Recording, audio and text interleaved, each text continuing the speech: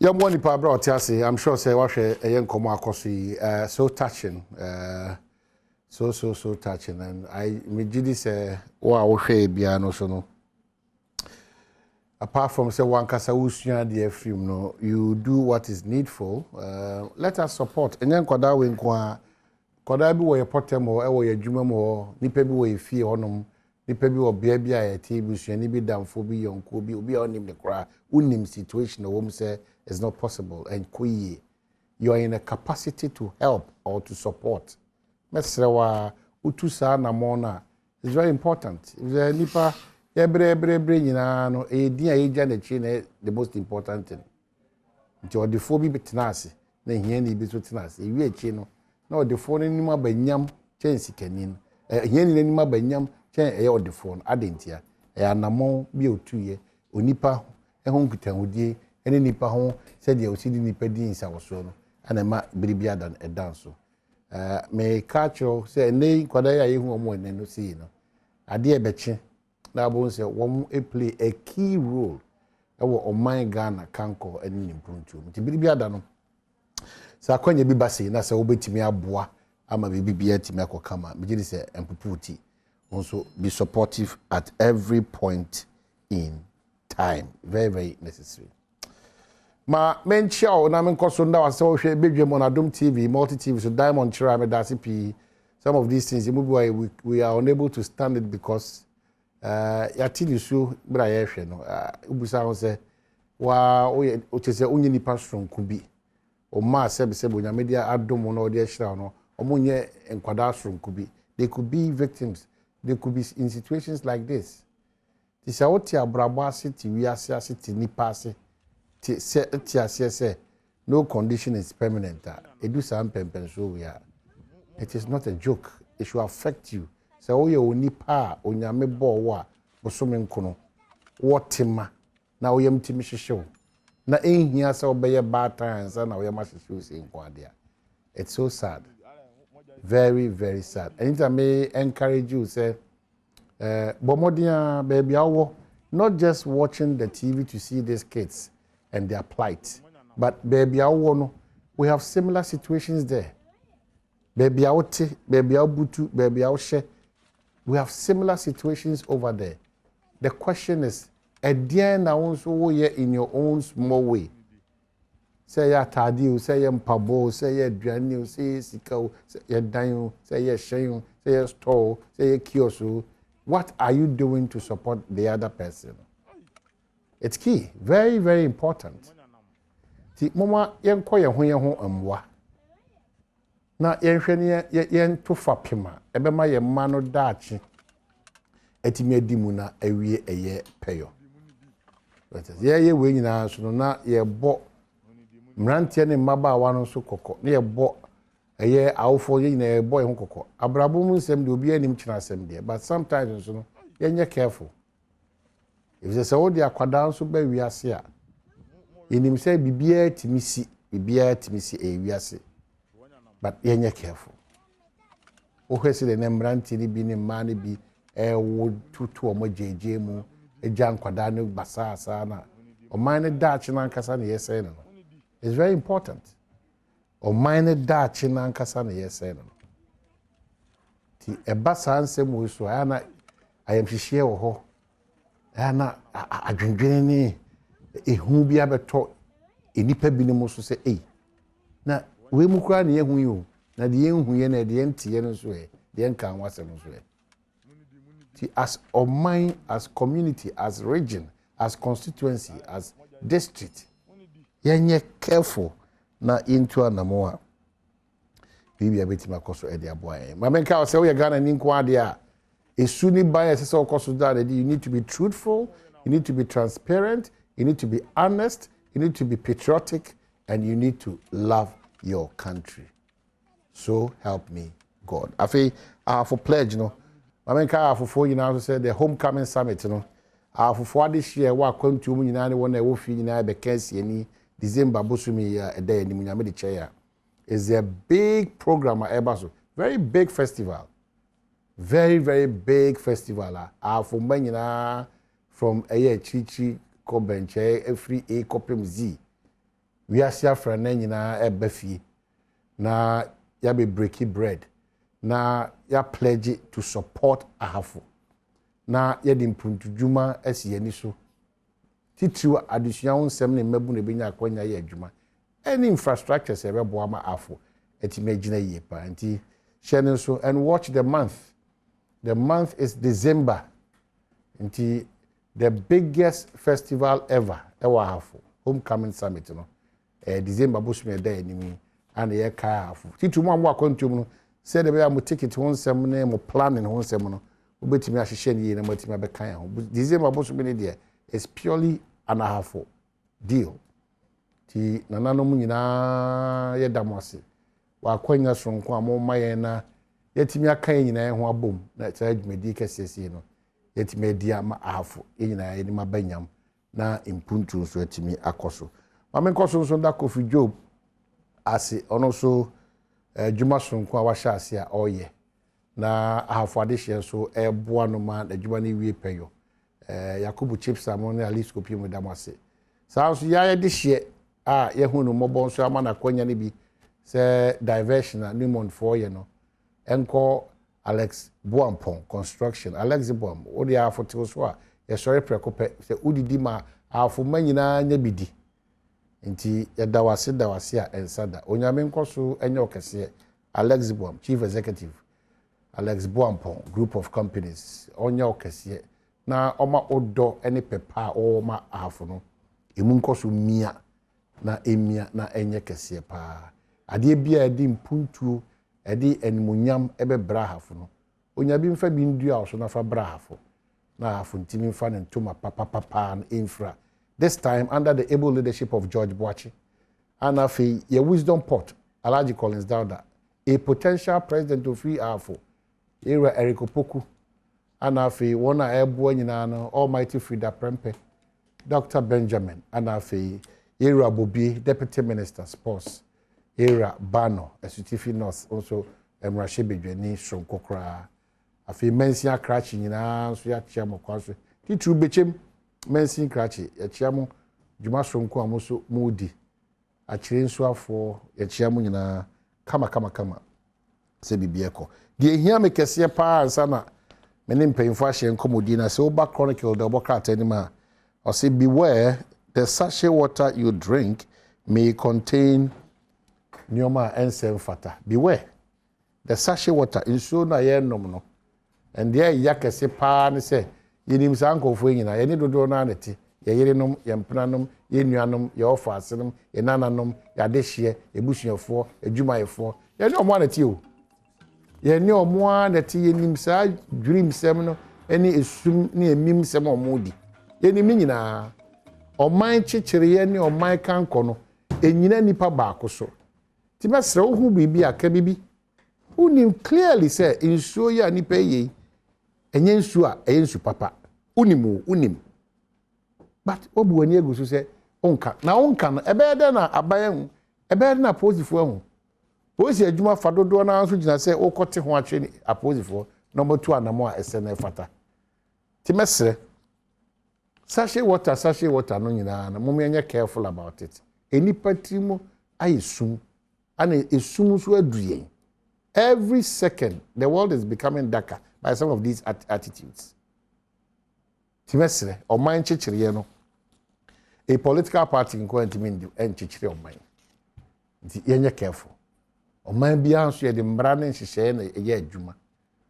yenye very careful as Ghanaians. It's important dina sa aban bi bana so or abuse to me or what ye twe na adwene ba so se da bi no any pan aspirations and all sort to so be ba okotra sa ahye de se twe adwene ba so na bi atimi kototi e de e mai mame mo sector minister transport Asiama but the charge they say hold the mo na mo kan wasa na mo first explanation where who as a very inactive who airport na make wasa me na me admechna my understanding say sunyane de no mo ti ahoma mama bibia atimi akọ amene adehye wo afo ne bunu is ne nkura atwa nwahye nyina no tamale nyina mo tamale de bi wo de nti mutimi ba pan na mabelande me kwa de na enu ameka kire obi o musemi na me say akɛseɛ bi ba from France ne Ethiopia ne London ne US di hwii tem na bisi o but say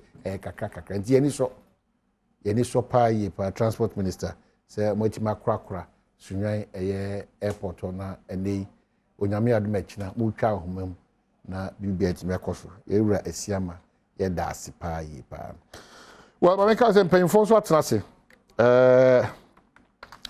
EP adwumakuo no mo ze bia mo kokofu an makai Daddy Lumba se kwabna kokofu yaya ka kwantuo bro so chairman kokofu osi munyene so I many for upper time say there enye easy o say free ahimfie fa o edition nju hwe na na mo ntu titu ko no kuma se weekends who say completely oba dishie fie onyame adom ne mama no so nyina de say wo hwe me na o gidi say ebi akafie wa asa doctors engineers o nyina abese say omko ana me reho te say me die ya say ebe ka yem kwa ofie nti wanwa kwa ba na mehu na ache yie ye de yie ka asema ache yie chairman kokofu EPA penyin bibia eboko boni adwuma so new month for ne awofo no so no complaints a mo de ba nyina no watimi anya abre etie obia de aso ano kama ama esi bibia de na kwema ye da se pa for EP for so montutu ye papa ma pese new month be di so amana boa half ne Ghana. That's the most important thing. And say that's it. Yo, Karami who watches some. Brebe, you know a chemo and by and so leave. Yes. Quaba. No person today. Yanam tell who die. Yeah, at this new month, Adom Yasadina. Na asidano pa koma president of the republic. If you say it really then on the Koda president na ansa na no na utum force to ya bibio wa bomodin papa asante hene to nenansi so kan se da bi puntuo beba hafumem na beba Ghana eyi nyina yasem nanso ompese mpuntuo ebeba hafumem na beba Ghana na yabetitia amanfo so fa ahodie so enu nti adwumakuo ni gina brane yen so ayehwe abanwuma semu meka minerals commission a ono ne kesepa ne Ministry of Lands and Natural Resources also gina brane na yen Environmental Protection Agency chese yen ya gina brane mu the regional minister abono homodin papa ana MC ti yen gina brane mu na adwumakuo no na afi ti ohene ye ne se kwan papa bia ye befa so a asumdwe beba adwumakuo no betumi ya na adwuma na investment a omde ba ebetumi ya adwuma na yentoto obaade ebobre nhyehyɛ ase environment na afi amanfo so yiedie sebe wa wonfuo bɛsɛ ye won japade no bɛsɛ wo mrakwan mu no yento asawraw ne mum ye bɛpɛ sɛ ye besiesie won mabunu nom ne ade na enyemre nti ohini di mu akoten pa ne kowie omampani animu no na ohye the sector minister unia kuma Irajinapo Minister for Lands and Natural Resources na ono so ne na so ye gina pintin unim se ba from a video to a ode sa afa no ahye ne deputy honorable Mrekudu Kansa to ne gina mu ma minister na yatoto na abedru ni seye ye besre se ntutu bi atisese no se fa ba ku bi ye na adwene se me de mani atipi ana menye se anya na the problem aba nti adwumakuo ni akasa akire on den saa na ye ne anso ya famu no mabuno ni ade no so regional minister ne MC ejina wa na mu a ye hwese ntutu ya ne bewie achim so saa na Environmental Protection Agency oba ye ho a because ye interest ewo environment ni social setting no munti no senia ya setena mu ni abrabo mu nsem ti no yentoto ne ma ase ye gina ho na ya hwe ha ne ha na baabi anokre da no ne de ato kwa nsem we no se wa mpa nokre anya adwuma eyekwa we ye wadwen se wo be chia wani na wadi ama fa baako a wo eyekwa nti wo sichiri mu ka no kore ne se de tie to da bia na nye dede nanso wo kan sa na yi timisme da papa akwaba so abedwum atiefo ne ayofo Sal is a cardinal sin.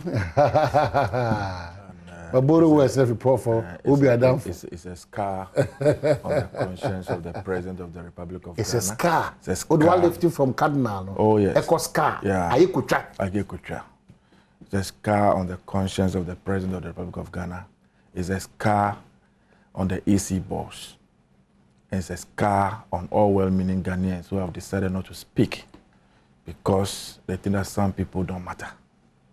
Some people don't matter. That's right. Reference the South situation. The South situation. I am mobile. I am SFM. How no more manage your music to the development? So you're Ghana for. That's not the into you're not sure. Now, me for Quenya we na me bo era dambo baso. Me no wana e for efidie we. E kasa de fa DCD no. Say ache. Ba ko ni free mu. Yes. E kasa finally otie supre. E ma se me no kasa. Ya ma DC. I say o ho a o che so yen adwuma. Oh. Ba dem se bi ofana ye lawyer kese. Asana assembly me completely constituted no. Nanka MP no so eka ho bi. What I say? But be sin obi enfi. Meanwhile, MPP impo omo polling station election and saying every single police station wo sa ho bi omo to aba ho omo executives. The entire area omo to aba as a constituency. MPP omo executives. And say from national organizer no be so almost say about to the national delegates conference no delegate for how many countries nearby here about 276 delegates conference and represented at the delegate conference. So on paper we exist and people are benefiting but in reality they are yanka home and yeah they are said that share team come no ankwana me free obai over the week last week every week na me nam Sandro Kofi me nam Akpafo nyina ekopielo lobby ekolipe nyina na eguso aye encourage enkrofo say yentwe dachi nyame bete yesufre me no can say me say this is we ni abria yasase ye branch elections yes and then vetting guso ekoso ewo me potemo kodura eno ana omo ye first of vetting and then nyame boy be wa na wiye ye vetting ni wi anafe about no so abaso so far area we are about 50 branches ye beto aba ho nyina Akpafo no Sandro Kofi lobby likpe about 50 branches in all ho nyina eguso aye vetting ye beto aba enti ye bompai say beto aba wie na yanya branch executive be hwe party no so ho na ewia na fe akoto aba constituency executives na ye twen selector commission be kan bibia na say on country so on country so ye bet na hosa but say eye maye say the path we have chosen as a nation say kememekemi amamu say Ghana for nyina wasede they have the responsibility to vote in an elections and not to be voted for and they have a right to representation not for no fault of us ye nyebone bia oh ye kan be ka say o na MP dey say nyehwe honorable na tie but na parliament onim MPT hono apart from the advocacy no ye obo eye mbra lobby no ye di nyama de koni krum so no and we have dedicated funds I dey ama MP fondi juma wo and at any point be a who ni MP no those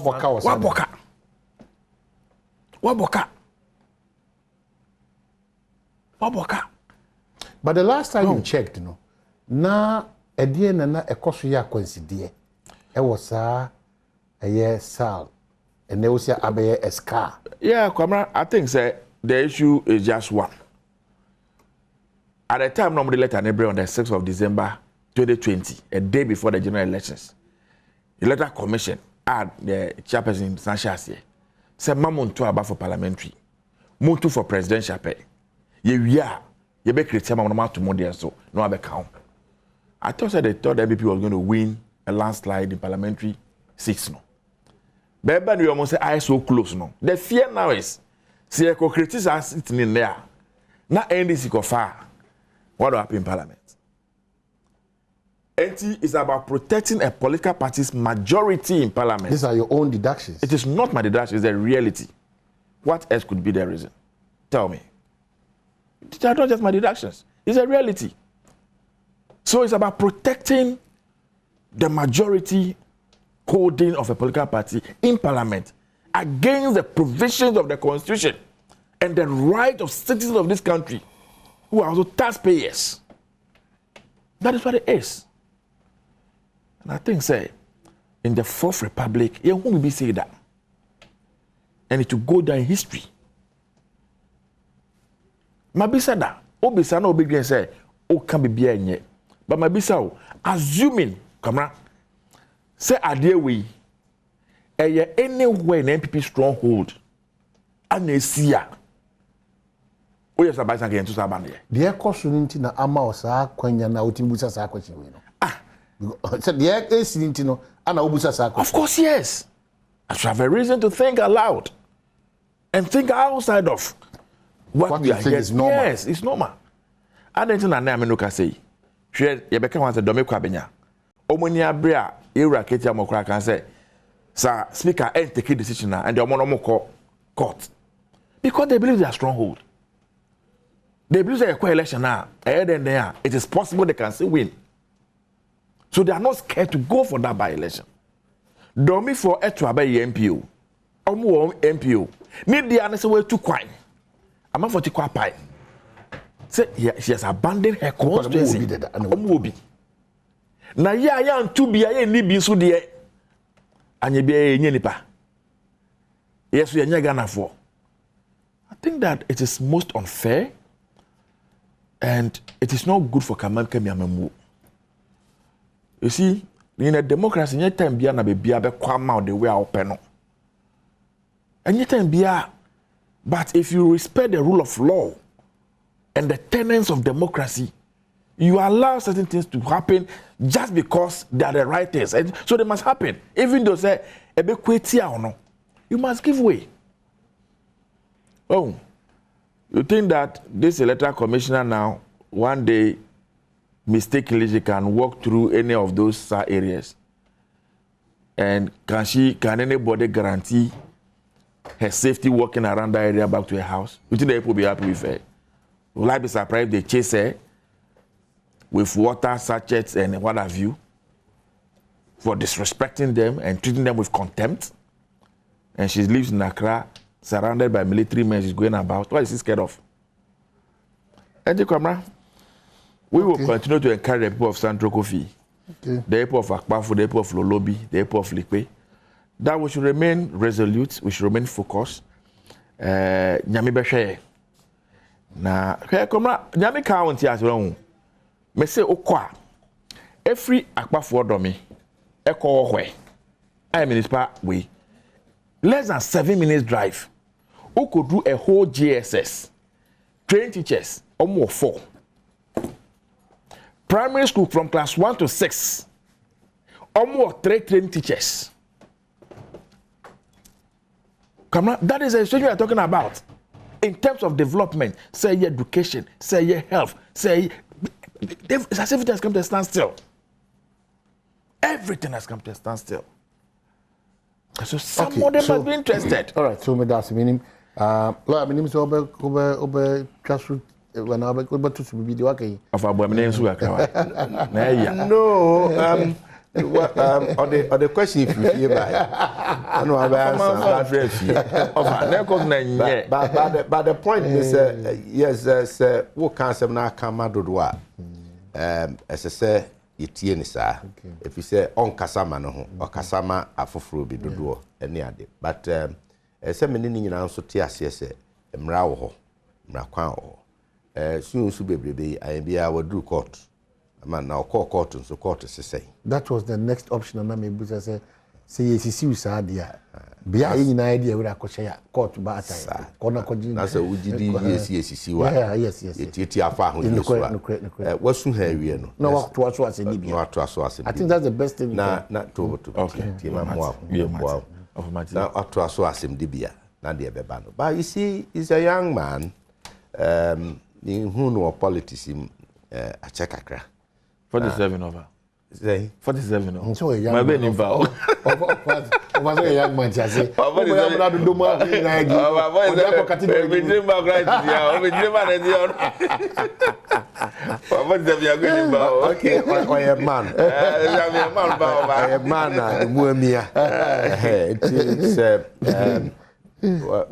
that sentiment the MD kakan any part nipa nyina be nya no de akasa so the opportunities are na okasa madodo na mini ho asem kra emom the needful should be done sometimes we can try or can also call man penny be rem yes or for as if so man penny is the law the bass David to well unim sent sa but unim say o kan sa o say ikutwa o man penny hwe na ikutwa o kan sa na je say pursue man but the bad day be nwan so man penny free tina so ye no asore o si kina munko yesie wa ha se de wo ke yenya ne sa emra kwam electoral commissioner responsible se pass on far you go to court and then we see the steps that follows me person be labor because local government ministry on say obo na baso minister abaso sa na minister e wotema se be bibiara e wo Ghana won so ehu hia se kwa bia so o manager pade won so nya bi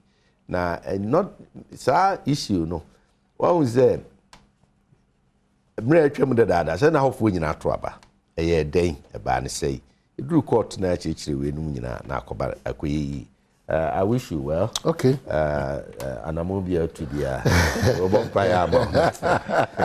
What can I be for us? Oh, my God, bro. So, what can I be for us? I'm here that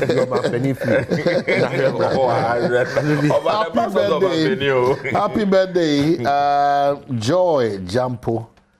May your day be filled with joy and happiness and heavenly blessings. Alfred, Adedewe, Ediaba. So, Joy Jampo, happy birthday, Shunko, Enko, Enfa, Emma. Okay, so you're quite by a bar. Minority warns government on looming $7 billion judgment debt. One of them, Ghana, Ghana can overcome the other Kawasem. On every sector, and you know, maybe on the buy or sector because back and forth too much. And as you can see, okay, Yakwaba, Yaba, Ebetuan.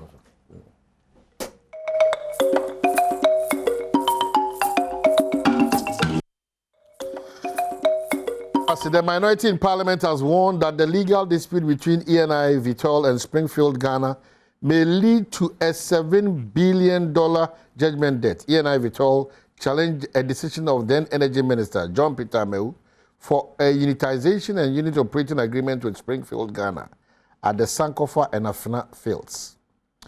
A legal tussle subsequently ensued, with ENI and Vitol eventually initiating action in the International Court of Arbitration for $7 billion against the government of Ghana. In this vein, the minority has expressed worry over the development and urged the President, Nana Addo Dankwa Akufo-Addo, to intervene to avoid the judgment debt. In a statement signed by a ranking member of the Mines and Energy Committee, John Jinapo, indicated that the legal tussle has negative implications for attracting investment into the oil sector. He further urged the government to do all within its powers in getting an amicable solution to the matter. Lawyer, I say mweba na eko na aba na eko na yesi ebi ma fetchiri mu say contract any kwasem say ehun sunsun so ebebo mine so. Now, what really is your understanding of all these matters? Sadly way as I say can any party a bit highly technical, but say when young Hontia CPA, Oberfan Trasa. One will say, oil block, no, a Siasa near but it's answer be intimate Kunsias in Koyani, so ye be a fan to set table so. So, nti de abeba ne say ye fan table so block ne ya chem mienu nti any Ghana only one partners ye from Victor on ya ma won benkum so ha no mo dia ana ye wadwumakuo bi so on so ye friend Springfield ono ne Ghana government energy MPC na nso ato kese aka bom on so de weni fa so nti any Ghana ye na Ghana won na be di kan be ye won adwuma kane ti won ye wadwuma no e wa ha na Springfield for so aye ready so be ye omudie na omu ye Springfield ye won adwuma no ohun se da bi ukọ fom ho a block na ya chemu no esan se obi antimi mfa hye antum nti oil no be free aha ekọ ha enti omu bo hu sei enti fom ho no oil no di atrantwie eni gas ni nyina enti ebitimi free ha ba ha ebitimi free ha ba ha ana your friend no stranded ana say I extension if free ha kwa ha enti Springfield hu ya no mse da bi papa ENI tobo oil na wo twini mimi no de adwuma na wo ye ne gas no me sumi hode no ebi abedi udie no nti yempe kwampa e be fa so a ye be.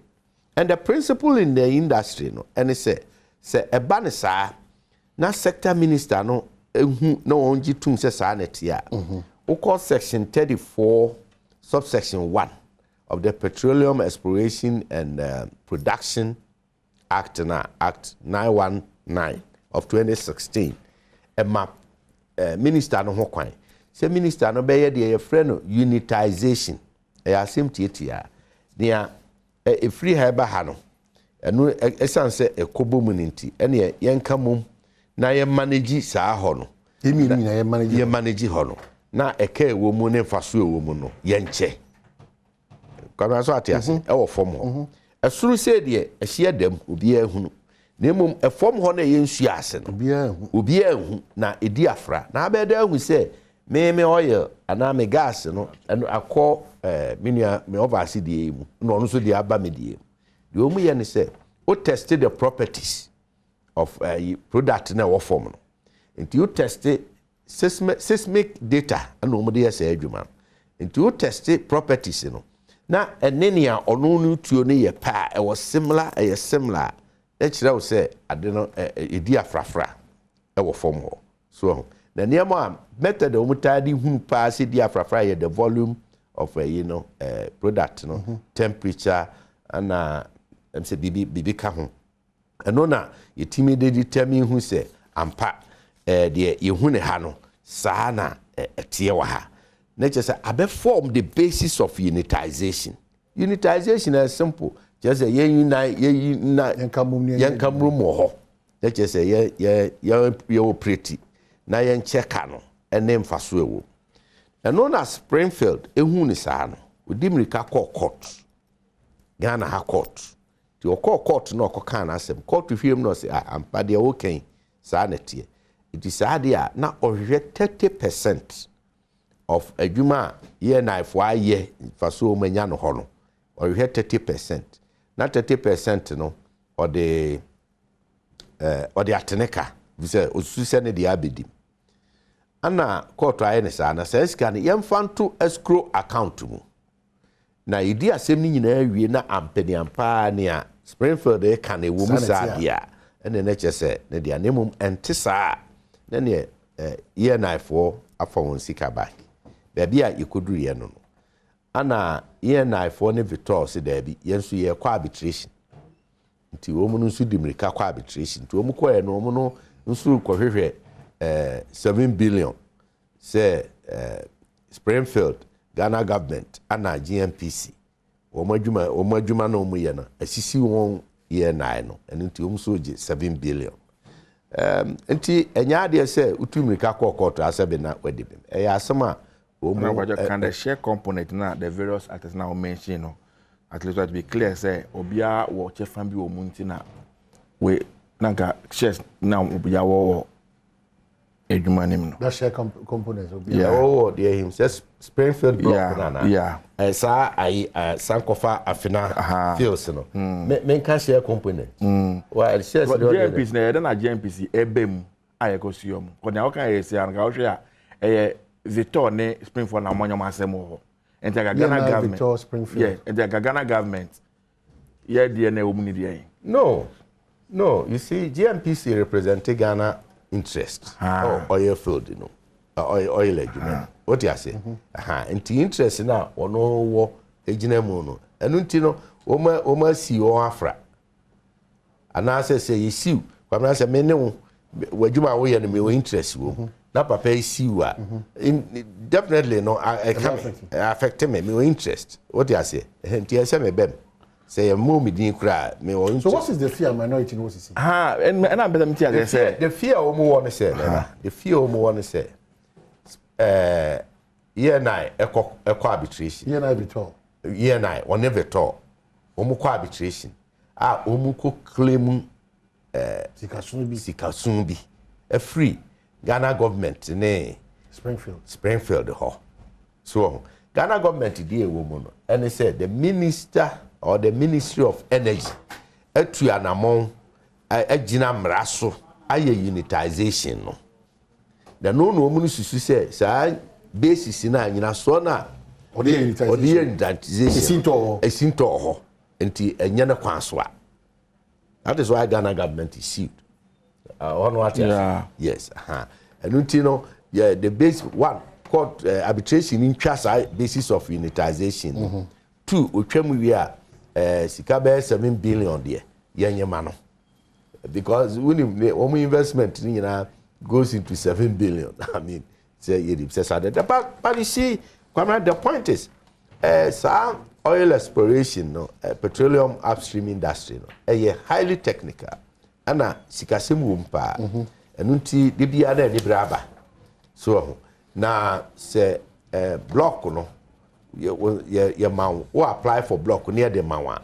We not so no BBR no seismic data no you so near the a trow the reserve no or no dear. Now so say reserve no a kokura baby and now be the ma o property rights no accrue to you no. Only ana on also so a kokura ni the no. On the same property rights no on also accrue to say pano. So to me say, it is a bad say na mentemi ho ase bi badia. The ba ne say sa unitization. Say adwuma. Senkanya say ye de sa e fa no ama adwuma kuo fofora. Eno de ne wo adwuma kuo na akọ kanen. Ene otimi je ho nyina efa. It is a fu ayedo ye ne asase. Uko obi hiem. Ba oni obi hie de a. Ofa kwan bo for so metime di hie no. Sa pepepe. Tu de ko obi hiem ene ade to de bia na on se nsuo ya tade twa ye to hye ama ne nkuru ko di wa hye ntokwa nsuo su hye ntokwa sa pepepe nti sa na ya nti hye da form a obi nhunu mu na obi ntimi nko nya se form keke nsuo ase nti e ma ho ayi na wonim se the same nsemi bi ana yani Cote d'Ivoire court a no Ghana edi arbitration e wo honom ne ade let's see what happens. Fred, minim say over comment here because purely technical but it's been summarized very simple from what you have a fear say Ghana be lose bibia. Yeah, kwamra o hwe na me bisa honorable Elia no hwe o hwe the entire integrated oil and gas management development na sadly nice about no year 94 almost percentage na omnu about 35.56%. O share Victor for the year na 44.4%. Victor there 35. GMP is there 20%. Enti samu mienu na anya omo problem ho a. Na Ghana government nya ona boy kan anything to go buy. No rule our plan say oh. O say oya na me ni gas na me tu no. Eba odiem. O so say me there o there na eba me dem. And the sanet here there mu nyina mu fast can be kambum. Na mu develop it. Mfaso amenya bia na mo ache. Since you say mba ho a. E ka so na beba. E ka no beba na mo ache ka no. So at what point are you now roping in Ghana? Minority is here so say anhwe ni year na about $7 billion Ne ya ko hwe asomai. GMPC represents our interest. Yes, which is only 20%. And the two companies are involved. You can't just arrive at that conclusion. But only just 20% say, suppose even 1%. I'm not saying they should look on. Now me can say, whichever way, we have a vested interest. But if Fred, Mami explain it further. You see, petroleum agreement. Be now be sign PA no many there. Yes, 7 previous abaya no was sign ko. Ye wo mranso so wo mem. And one of the major law anchor exploration production wo mem. And it's our Act 919. And Section 34(1) is clear, unambiguous. Clear. Said the sector minister is clothed with the power. So when you're the basis for unitization, as I say, or call for some arrangement. Enti ebia arbitration omokon. One, ebia omobeka here na be prove to arbitration say there is no friend is say oil be an gas be a free hand kwa. And no 1. 2, or bia omobe claim say yes, of course, that's the basis. It is all you be and free and quiet. And then unitization be any. But in this case, you know, what they are saying is that woman the can't call her canny. No call her, Oma Boka, Oma Jima wo. I develop well, no that. Won't you say? Yeah, woman develop well, no that. Archie so me judgment to Oma the can't boka wo. It Oma Boka or the woman will be any chimpia. And that's wanted the money for 30%. I won't say maybe how much and aha. And you know Springfield can say Springfield my 30%. And you my 30%. Now I'm found to a screw account. You did same new year. Now what the bima what for 30%. So also say yes Springfield and I'm passing the abidi wa. Let's just say 30% now. And no court a grant wa. Now year na for no instead say Omubeka say be a 30% no so and I do so and I say omu si debi. Yenu ni bibi ache. Wow. Ya boka dada. E kana ya bonti no. Yenu bi antu omo share the principle of unitization no kra. So they are running to arbitration. But you see the fears maybe of the minority no. May be grounded in the fact say bribia na yakwa arbitration e bia na yantimi am put up strong defense. Na yebu afa so no ne ade. But Sisia no Ghana government ni GMPC who be here say omu put up a very strong now also an expensive kind of thing. You see it as a minimum arbitration be normally London now be corner the kind of lawyers are be found and nominate that kind of it becomes expensive and we can di ma saka uska back there enti say what we do court and don't just say with the so I think in conclusion I think that we need to just tread cautiously because ebia oh shares goes that we lost our grey sheep some time ago so anyamo nyina fan go na ya nyei oh hwe na akakasa pa Ghana so mine no yen sheda enya unfa so the way I say fata per the agreement I nyina obi ba betuni fan go a on na fa almost 80-something%. Ghana ha offer 10% the tax na ya jikanwa over 13.5% no. The chunk of the money goes in the because they do the investment. I agree, but I make can say a kakra wana yebenya free monso no. Ena arbitration bi ni atimi anya the right representation. Ne akokan guyeso. Ne abebo kadia. Ade be haye nyinara. Okay. And the best said that the sector this conversation is very important. But Cameron said they are calling on president to come in. Yeah, to intervene. To ensure say peaceful settlement. Yeah, of course. No that aspect, and I agree. Peaceful settlement, out of court settlement. But it means also say you cannot forgo the principles behind the whole thing. So I didn't know say men am son am semo dene. And unti me pen me. So to wrap up with my brano, what is your challenge? Oh, it's all good. It can never be good. I remember that one. Yeah, quite no.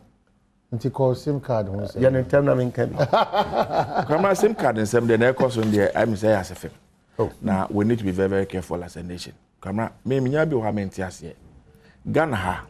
If there's any document that is available to almost every Ghanaian, first of all, birth certificate.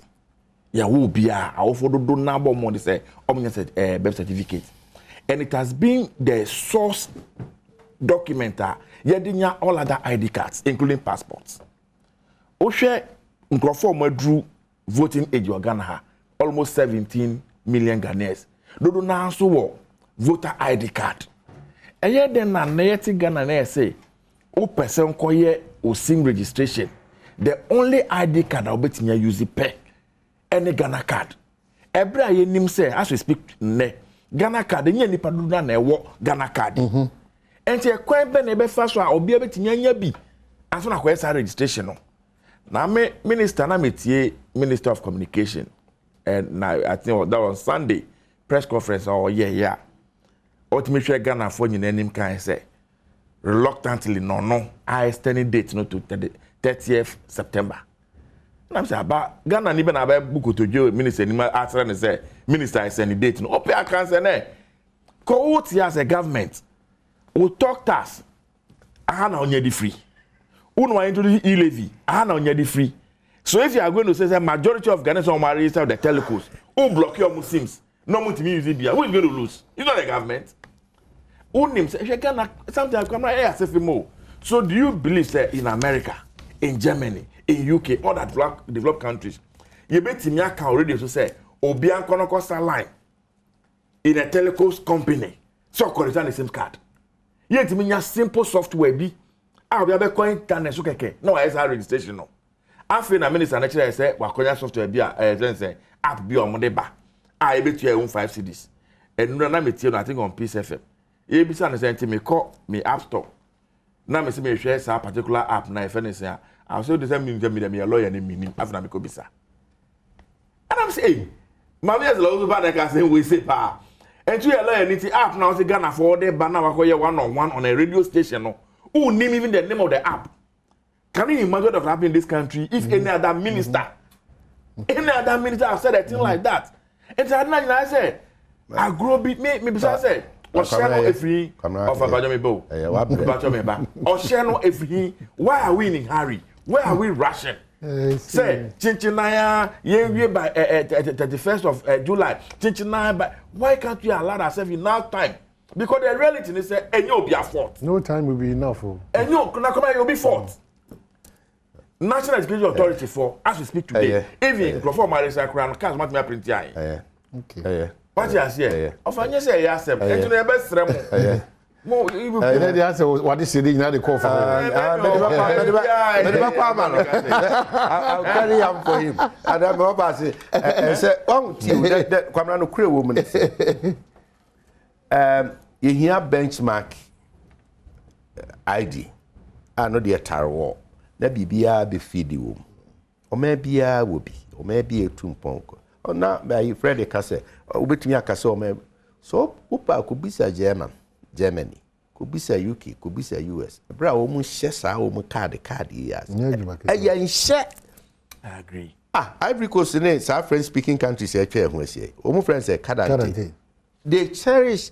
Omu to say the BBB and yard in principle we agree of a young share say ukoyeno sabri. Now oh this year you may be innocent. I'm here to remember. I'm here say you medias. A whole political party NDC Efra Bemu Kwen. Can't Ghana for some will be uncle register. We made a law. Oh, we believe in it. You know it. We know. We sign law we no. Ana ugidie free mu. Ana stubborn academy by. Stubborn academy. You know, you wouldn't know buy. If some free power to be anyimu. More power for say dey na more free power dey no one anyimu. And you see under Jay Kufo, His Excellency. And he shares yes be this argument. Ubi say a question very nice, but as a time been enough. Since that time under President Kufo. Sad you about the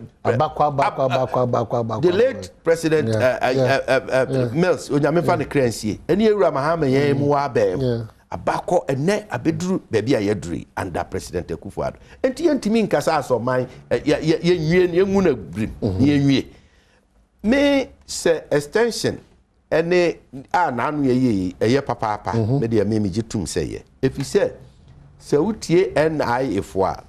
might register almost about 85%, and or record. Yeah, almost 85-86%. Anna a Ghana card. Emu Oma MJ Baby. Nti wuniano kona kwaji ana 15% na en register ebi amo kan say NDC kan say mo register ato am tirim to mo register nti yen twen wo ankosi da ben oh wutie the minister herself thinks that you have contributed to where we are now. Fred mame oh Debbie Fred mame ayibi ebe boa Fred so timi kan sa asem wi otimi Jina TV so na kasa asem be boa pa ka say me free NDC me sre mo amko register mo dina anko register Fred kan say me o man ne kwabna sante me share bo say me sre wo untro unko register bia no me wani na kotro na be boa Ghana na boa wankasa me so kwabna kokofu me jina afidie so ka say Ghana ni bia unko yes registration yes sre koda koye na ebeboa Ghana card no koye registration no na fa be ye wo sim card no ebeboa ama o man na koso Fred aka me Fred Agbenyo NDC ni me share Ghana for nyina o mo resize e mo ko na mo register na mo nya Ghana card ebeboa nyina. Thank you it is a happy declaration no it is a happy declaration no bana it is okay no I again Ghana card so but they have a problem with the processes. Oh, they have a problem with the processes. They have a problem with the processes. Even the house that Rogers lady yes here Kokumasi but how the even the trucks I don't know what is against it. So let's